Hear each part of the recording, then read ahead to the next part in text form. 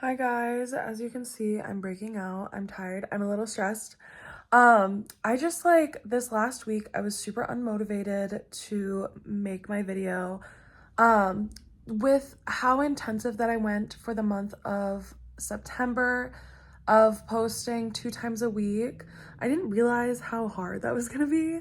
So I'm dialing back a little bit and I'm only gonna be posting on YouTube every Thursday. So not twice a week, but just once a week now. Just so that way I can continue to put out quality content while also fulfilling my own cup and doing other things. I want to post on Substack because I have some thoughts. I still have my phallological museum thing that I want to record, and I wrote up the script. I did a whole research thing on it, and I just haven't had the time or energy to put toward it because I'm trying to juggle making 2 videos a week for YouTube, which is just unrealistic. Enjoy, watch, and I'll talk to you soon. Bye. Hi, my little passenger princesses. Welcome back to the channel. My name is Jess the Princess, and you are tuning in for my sabbatical series. Before we really get into it, I kind of want to show off the outfit. This is an actual vintage silver cuff. This is just the chain I got from Forever 21 forever ago. But I got these cute little earrings and this necklace from the flea market this weekend. Here's the rest of the fit. Just kind of flowy. It's still kind of hot. It's end of September, beginning of October right now, and still it's 75, 80 degrees right now outside. And I just need something light and flowy so I don't sweat. But anyways, this is episode 6 of my sabbatical series. We are heading to London, and that's super exciting. I've always wanted to go to London. I grew up watching Skins. I loved Misfits. I was obsessed with One Direction, Bring Me the Horizon, Ed Sheeran. Weird ice cream sandwich that I made of those bands, but hey. I'm gonna say this because I know we all wanted to be Effie when we grew up, but I'm gonna be honest and say that I wanted to be Liv from Generation 3 of Skins. I just loved her. I know it's controversial to say that Gen 3 was my favorite of all the Skins generations, but it was coming out when I was watching it, and I don't know, it was just a little bit more modern. They had iPhones and stuff, so it was just more topical for me. Just the style was more reflective of my time, so I was obsessed with it. Before I can go to London, I have to leave Reykjavik, obviously. So my flight was scheduled for 7 a.m. The bus to take me to the airport terminal was coming at 5 a.m. so I set my alarm for 4 a.m. So I get up. I barely slept because I was so anxious about missing the flight. So I get up and I start I drag myself to the bathroom, and off the bathroom, that's where the living room is, I look over and I see something move out of the corner of my eye. So I whip my head over, and a little home intruder had come in while I was asleep. Where'd you go? This cat was just inside the Airbnb. Girl, you were inside my house. Yeah, now you're mad because you got caught and put on blast. Why you do that? I was scared. Who are you breaking in my house? You're cute though. You're pretty.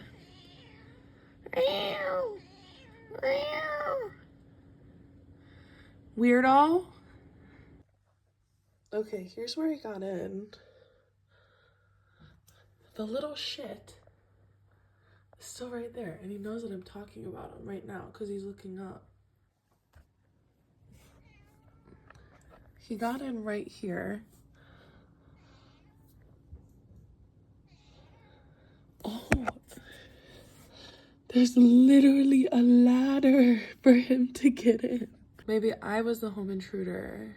You're so cute. Hi. Are you mad at me now? I'm sorry. You scared me. I thought you were an intruder. Oh my goodness. We were on the way to the airport because you know there's that like theory that you can tell how good a bartender is in bed by how they make your drink. Like if they're shaking it super hard and fast, they're gonna be in bed like that. But if they're a little bit more meticulous and thoughtful about how they're preparing the drink, they're gonna be like that in bed. I feel like how good a bus driver or driver in general is really says how good they are in bed. Because if they're just like herking and jerking all over the place, then they're not gonna be really thoughtful with you. But this bus driver, the way that he was like talking so sweetly, like, we're gonna get you to the airport so safely, should be a pretty relaxing drive, there's not gonna be any rain today, blah, blah, blah. I was like, oh my God, you're making me nervous. Anyways, I get to the bus stop, I get to the main terminal, everything goes without a hitch. What's really nice about the Reykjavik airport is that you can like check your own luggage to a certain degree. Like you scan your ticket. If you have it on your phone, you can just scan it on your ticket if you're flying with Iceland Air. And then it'll print the ticket for you, and then you just have to like throw your luggage up at the specific like airline that you're going with. So if you're going with British Airways, Iceland Air, blah, blah, blah. While I'm waiting for the flight, I am absolutely roasting. I thought that airports were kind of like movie theaters where it was like you're gonna be freezing the entire time. I was sweltering. I was absolutely sweating my dick off. It was absolutely disgusting. It's like 1,000 degrees and then you actually get on the plane and you have to sit next to somebody, and usually they're right on top of you. They're spreading their meaty thighs, touching yours. And thankfully, I was sat next to a girl. There was nobody in like the middle seat next to us on the way to London. Cause like, girl, if I'm next to a man spreader, I am also spreading my legs. Like my nuts are also gonna hang. You're not the only one here.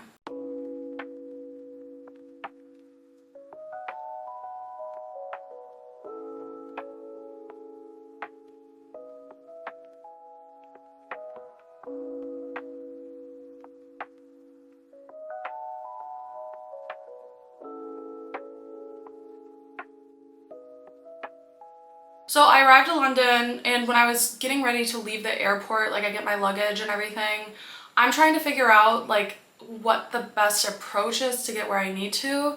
I downloaded one of these like Rail Europe kind of apps, and if you're not leaving the London metropolitan area, just use Google Maps, use Apple Maps, whatever that you have already on your phone, because it's going to be the most convenient for you. Like if you're leaving the city, that's a little bit more understandable, but you will not really need it if you're staying within the London area. I bought like a $20 ticket, I think it was, and when I got off at the station, it told me to, so that way I could switch trains. I was like looking at the manifest to see where my train was that was supposed to be, and I asked the guy, I was like, hey, I'm supposed to go to Brent Cross West and I'm not seeing it on the manifest anywhere here. Which train should I get on? And he was like, oh yeah, I've never seen that train come up on here, so you're at the wrong station, you're just gonna have to go. And I was like, oh, okay. Huh? What? Oh. Okay. So when you are taking the train, basically how the train systems work in London, or the buses rather, also like any public transport, you're going to use tap to pay, whether it's your phone or your card, and you tap when you enter, and then you tap whatever station that you leave at. And so that way, like, they can kind of track how far you've gone and like where you exited, and if you took special routes. Like I think it's a little extra if you go to the airport or leave from the airport. Waiting on the Uber right now. It should be here in about 11 minutes. I'm at Brent Cross West. It's really close to a little shopping center. I saw that there was a TK Maxx. Not TJ Maxx, y'all. Okay. I'm just excited to be here. And to get to the Airbnb. We're gonna go to Tesco right away. So that way we can pick up some laundry soap, food and stuff, because I'm starving. I haven't eaten anything all day. And I haven't drank any water since the flight. 10 o'clock today. It's been like 4 or 5 hours, so I'm like dying here. But we're almost there. Just gotta wait. And also, like, there's no Wi-Fi anywhere, so it's a fucking nightmare to find anything. And I'm on LTE. I'm not even on any 5G because the signal's ass. It's been kind of annoying already trying to figure out like navigation here, but I'm hoping that giving it like a day for like the signals and satellites to figure out where I am in the world, that like it'll calm down and I'll be able to find where I am. So yeah, I'll let you guys know when I get to the Airbnb. This is like a new housing and just like settlement initiative that they're running, but Waterhouse playing fields? What kind of sick country is this?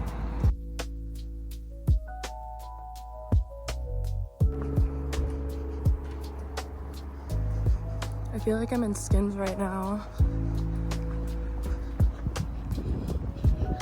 Proper little cottages. Are you daft, man? So yeah, we're hitting up Tesco right now. It's like a 7-minute walk from here. I'm gonna get some nom noms because I'm starving. And yeah, we're gonna figure it out from there.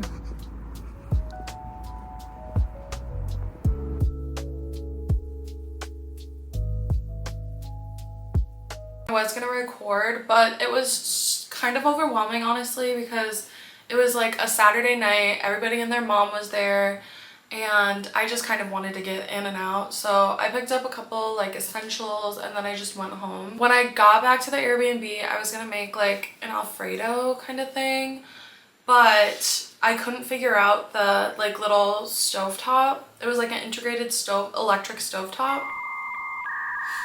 And like I played around with it for like a solid 20 minutes and I couldn't get it, so I called the Airbnb host and he wasn't able to help me with it. The area that I was a very Jewish neighborhood, and it was a Saturday, so you know, it was the Sabbath. So they weren't able to come and help me because, you know, they can't work, but they were really nice about it. And I had already ordered food from Uber Eats because I was like starved at that point. When I got home and tried cooking, it was already 14 hours since I was traveling. So like, girl, I just want to eat and like relax. Because it was Sabbath, the host said that they would cover whatever I got for Uber Eats. So that was really nice. Hi guys, I'm at the Airbnb. I'm sorry if you can hear it in the background, but I have my clothes going in the washer. I waited over an hour for this fucking takeout because the first takeout order that I had, they canceled it like 30 minutes into it being made. So I finally got this another 30-40 minutes after. I got it from Steak and Hot Dogs, so I don't know how good it is. I got a Karma Cola I've never had before, and it's quite warm. I got a side of mac and cheese, which it looks better than what it did on the website, because on the website it looked like Kraft mac and cheese. It looks like a shit ton of the peppercorn sauce I've never had, but it looks good. Some ketchup. What's in here? This would be the corn on the cob.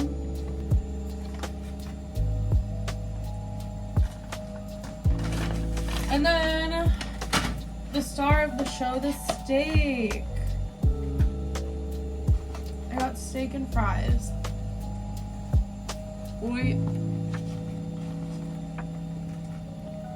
looks fine. Boy, let's just try it off the rip. That's really good steak, actually. Hold on.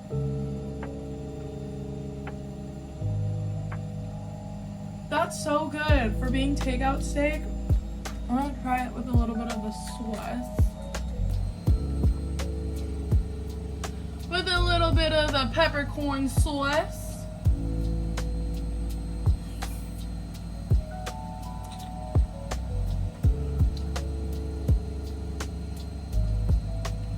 Yeah, babe, that hits. That's really good. Try like the fries with it too.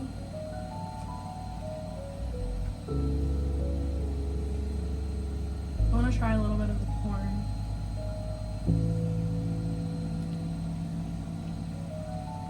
It's good.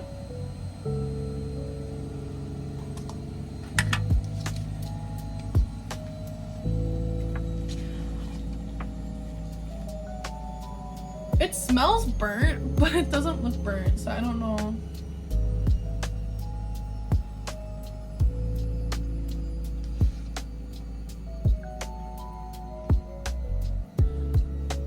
It has like no flavor to it, I'm gonna be honest. It just smells burnt, and it kind of tastes a little burnt too, but I don't know what would be. Maybe the flour in it was burnt.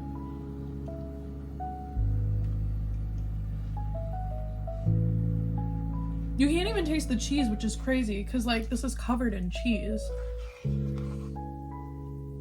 I don't know. The steak was good though. I just can't get over the smell. After this, I just kind of like chilled, relaxed. I watched YouTube videos and just sat in the AC. AC is not very common in any of Europe, so I soaked that up. You hear that goddamn chainsaw? How annoying. Sorry about that. I had to kind of cut the video because for the next 3 hours they were using chainsaws and you could hear it very clearly in the recording, so I just had to stop. So next week you're gonna see me thrifting. I'm gonna go to the shopping mall and also go to Karl Marx gravesite. So yeah, tag along for that. Thank you for enjoying the filler episode. I love you guys. Bye.